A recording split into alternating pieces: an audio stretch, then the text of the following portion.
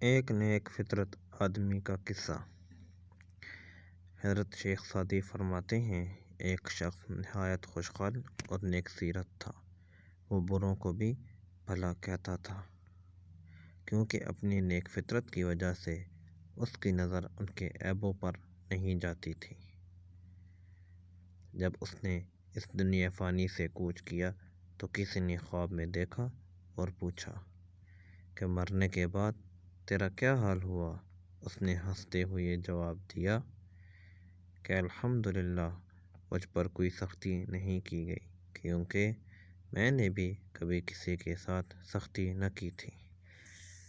تو دوستو، ہمیں اس قصے سے یہ معلوم ہوا کہ جو شخص یا ہم سے برا کرے یا ہمارے ساتھ برائی سے پیش آئے تو ہمیں اس کے ساتھ اچھائی سے پیش آنا چاہیے، اور اس کے برے الفاظ کا جواب ہمیں اچھی باتوں سے دینا چاہیے اور اس کے ساتھ اچھا سلوک کرنا چاہیے۔